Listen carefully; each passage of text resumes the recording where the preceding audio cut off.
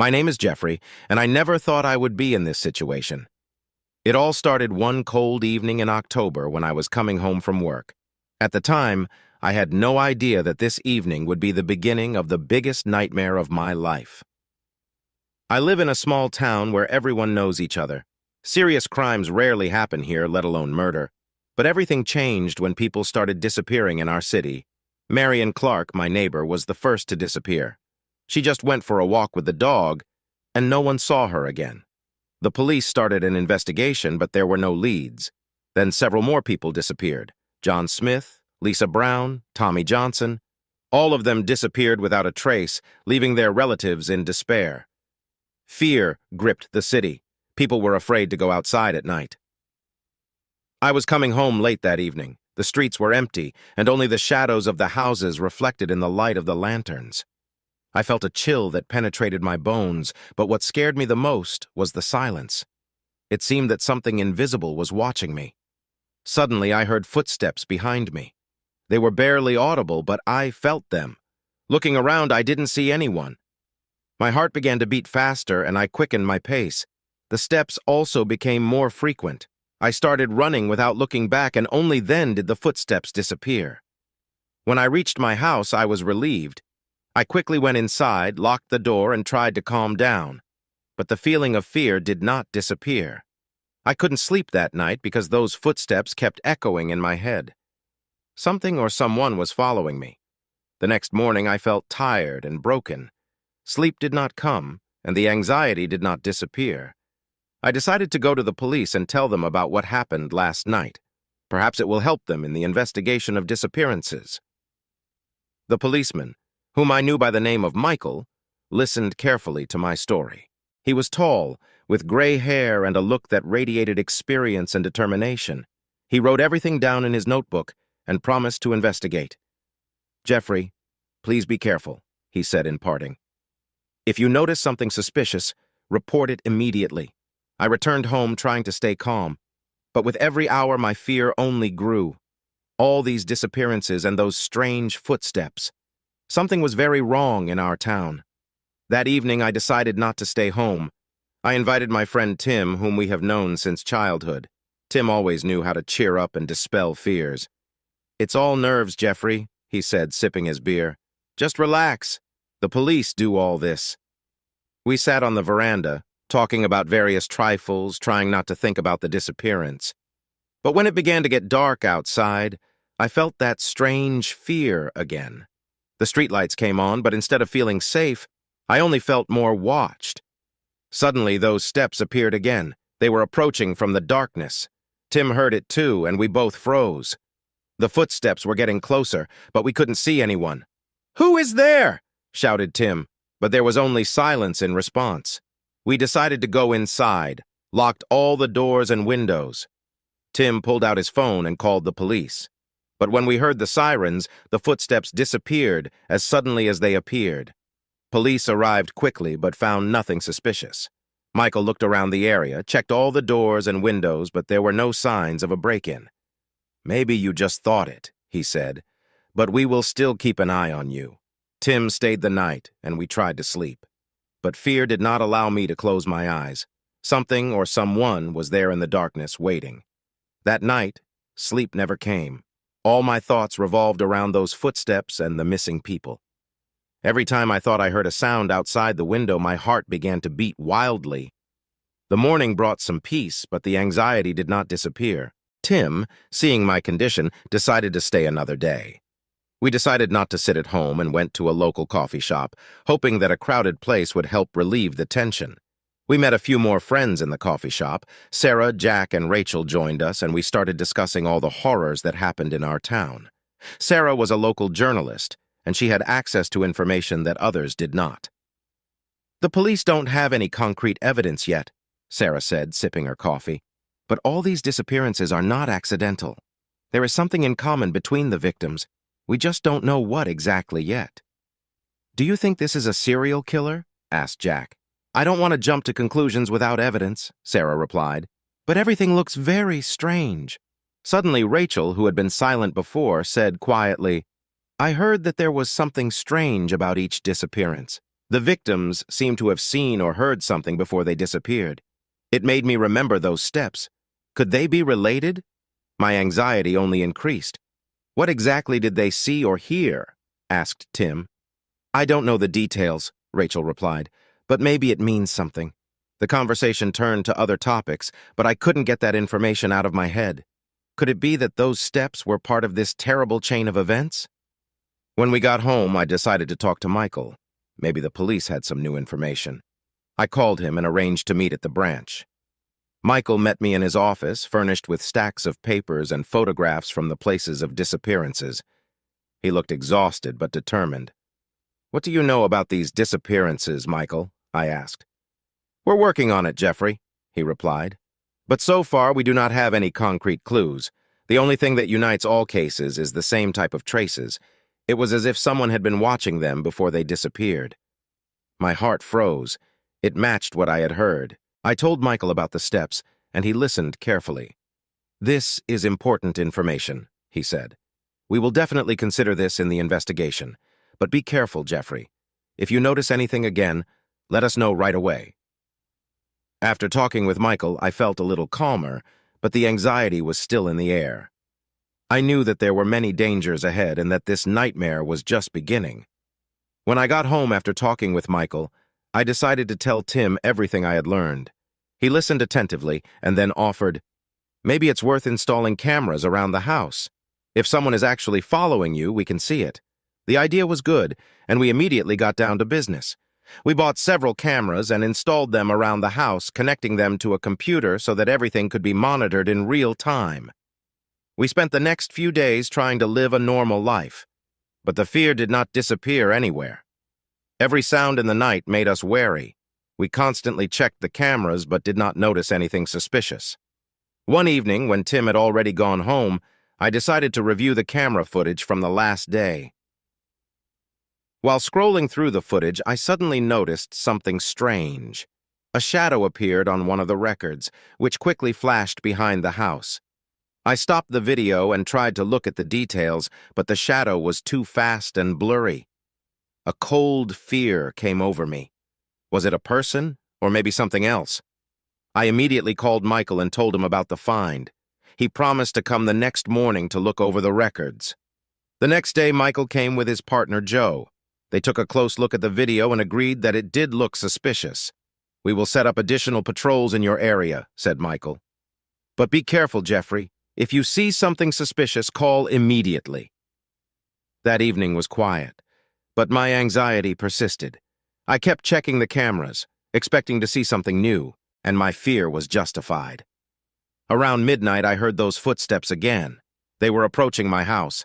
My heart began to beat wildly when I saw a silhouette moving near the window on the camera screen. It was a person, but I couldn't make out the face. I immediately called Michael and told him about it. He promised to send a patrol immediately.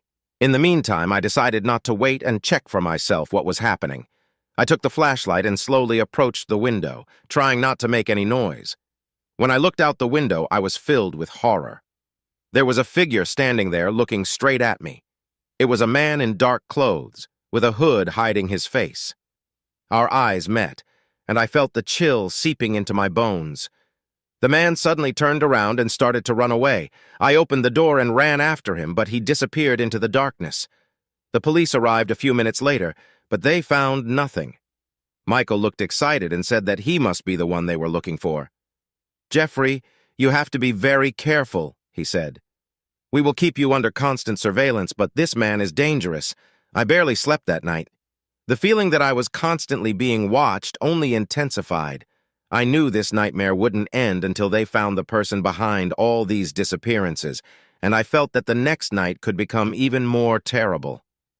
The next day brought new fears and uncertainty. My neighbors, having learned about the night's event, became even more alert. No one felt safe. Michael left me his personal number so I could contact him at any time. I spent the day going through the camera footage, but I didn't find anything new. We all lived in constant fear, waiting for new events. In the evening, Tim came to see me again. We decided that it is better not to be alone. It's all getting too real, he said as we sat in the kitchen with cups of hot coffee. We must be careful. If that man shows up again, we have to be ready. We have collected a few essentials: flashlights, cell phones, and kitchen knives for self-defense. It wasn't easy, but we decided it was better to prepare. Night was approaching, and with it came fear. We turned off the lights in the house so as not to attract attention and prepared for a long night of observation. The cameras were on, and we were both keeping a close eye on the screens. Around midnight, I noticed movement on one of the monitors. It was the same figure that appeared the night before. The man was again wearing dark clothes and a hood. He slowly approached one of the windows and began to look around. I felt my heart pounding in my chest. I showed the screen to Tim, and he knew we had to act fast. I picked up the phone and dialed Michael's number. He responded almost instantly. "Hez here, Michael. That man is at my house again," I said, trying to stay calm. "We're on our way, Jeffrey." "Hold on," replied Michael. Meanwhile, he prepared our lanterns and knives. We decided to stay inside and wait for the police to arrive. The man continued to walk around the house, sometimes looking in the windows. It was terrifying to see him so close and at the same time not know what he was planning to do. Suddenly, I heard a knock on the back door. My heart pounded even harder. Tim looked at me, and we both knew it might be a trap. "We can't open it," Tim whispered. "It could be him." The knocking came again, and this time it was louder. I took the knife and walked slowly to the door. The knock was repeated a third time, and I ventured to ask, "Who is there?" "This is Michael. Open it," sounded from behind the door. I opened the door with relief, and Michael entered the house with several police officers. They immediately began to survey the area around. Tim and I stayed inside, feeling the tension slowly subside. After a few minutes, Michael returned. "We didn't find him," he said, "but we will establish permanent patrols around your house. He will no longer be able to approach unnoticed." It gave us some peace, but I knew this nightmare was not over. The man was out there somewhere in the dark, and I had a feeling he wouldn't stop until he got his way. The police left a few of their men to patrol outside my house, but that didn't do much to ease the tension. For the next few days, I tried to live a normal life, but the fear and anxiety stayed with me constantly. Tim continued to support me, coming every night and staying the night. We became more careful, never went out alone, always kept our phones close at hand. But there was still an invisible fear in the air. One evening, when Tim decided to go home a little early, I was left alone. I was sitting in the living room watching the news when I suddenly heard a strange sound. It sounded like metal screeching. My heart pounded harder, and I slowly got up, taking the knife from the kitchen.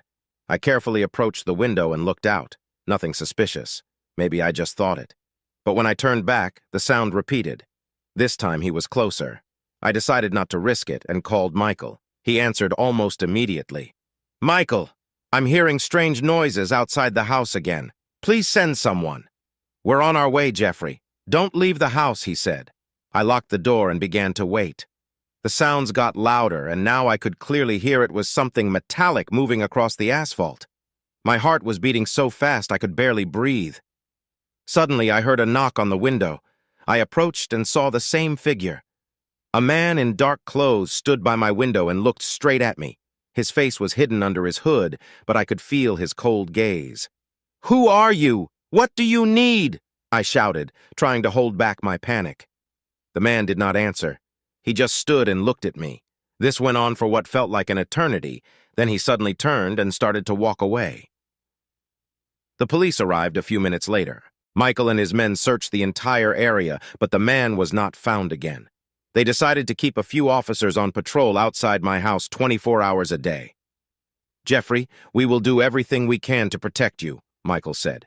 "But you have to be ready for anything." The next days were tense. Tim and I were on edge, constantly vigilant and trying not to go outside unnecessarily. The cameras continued to record, but there was nothing more suspicious. One day, when I was checking the recordings, a new movement appeared on the screen. It was the same figure, but this time the man came closer to one of the cameras. His face was still hidden, but I saw something that made me catch my breath. He had a tattoo on his arm, an old symbol that I recognized.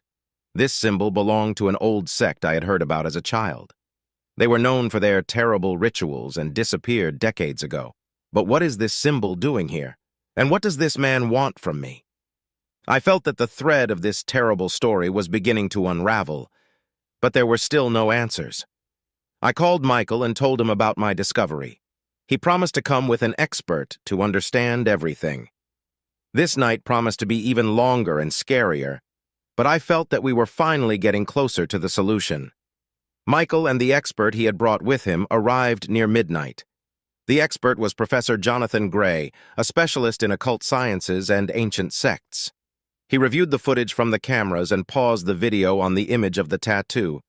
"It's very interesting," he said, looking at the footage. "This symbol belongs to one of the most mysterious and dangerous sects in history. They engaged in dark rituals and made human sacrifices, but everyone thought that this sect disappeared in the middle of the last century.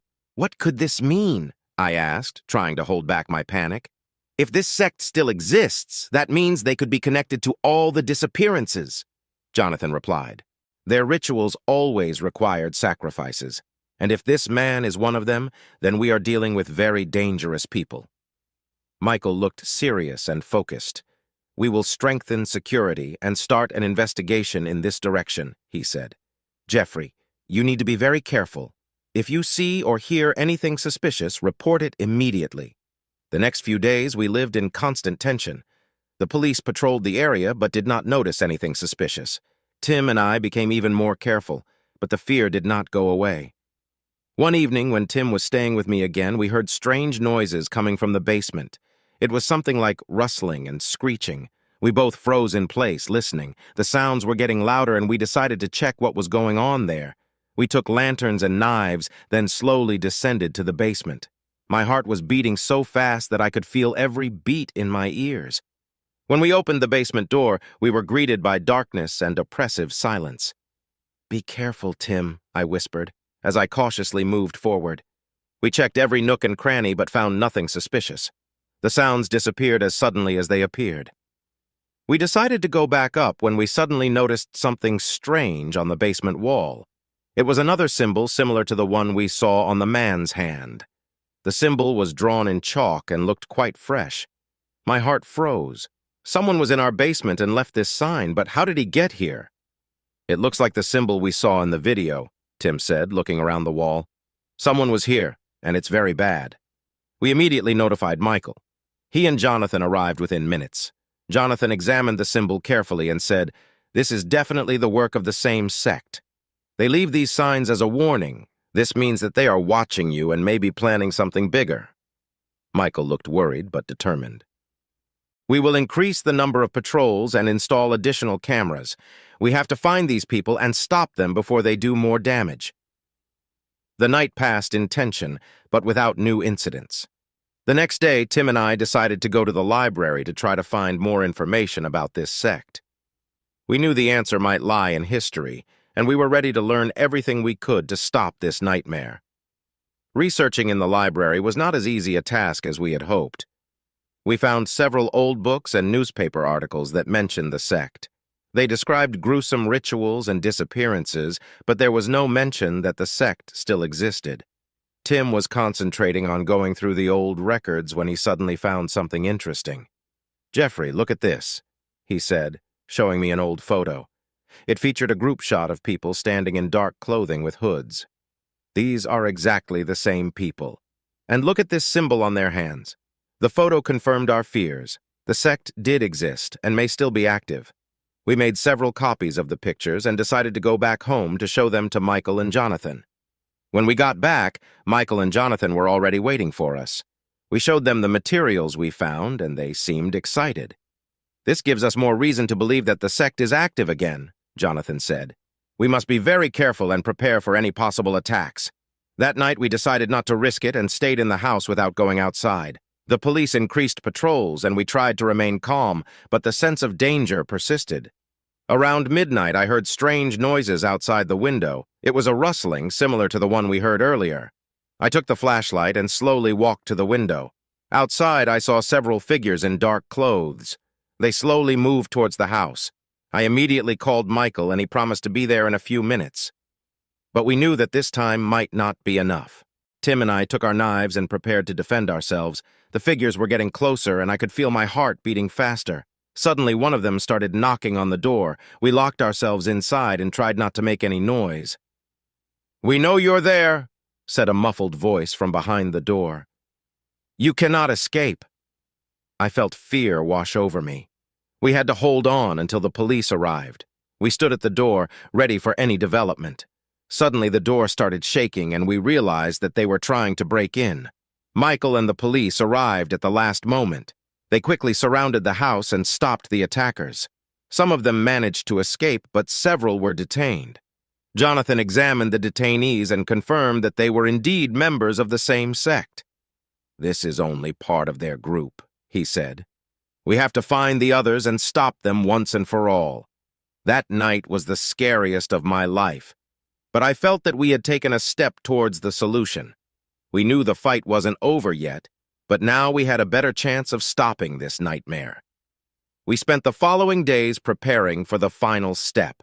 Michael, Jonathan, and the police began a massive investigation, trying to find the place where the other members of the sect are hiding. We knew that every day could be decisive. One evening, Michael received important information. They found an old abandoned house on the outskirts of town, which witnesses said was frequented by suspicious people. This could be their storage. We decided to act immediately. Michael, Jonathan, myself, and several policemen went to the place. When we arrived, we saw an old building that looked abandoned, but there was light inside. We quietly approached the house and saw that people in dark clothes were gathering inside. They performed some kind of ritual. Jonathan confirmed that it was the same sect. "We have to be careful," Michael said. "They can be armed and dangerous." We entered the house slowly, trying not to attract attention. As we approached, one of the sect members noticed us and started shouting. A fight began. The police reacted quickly and started detaining the sect members. Me and Tim stayed behind, watching everything. The fight was short, but intense. The police were able to detain everyone present. Jonathan examined the place and found a lot of evidence that confirmed their rituals and the connection with the disappearances of people. "It must end here and now," he said, surveying the tools and symbols. "We stopped them, but we have to be vigilant so that this sect does not reborn again." When we got home, I felt a heavy stone fall from my shoulders. We were able to stop this nightmare and stop the sect that was terrorizing our city. Michael thanked us for the help and support. Tim hugged me, and I felt like I could finally breathe a sigh of relief. This terrible story is over, and we were able to return to normal life. But I knew that this experience would forever remain in my memory. We went through a real nightmare, but we were able to persevere and win. And now we were ready for any challenges that life could throw up.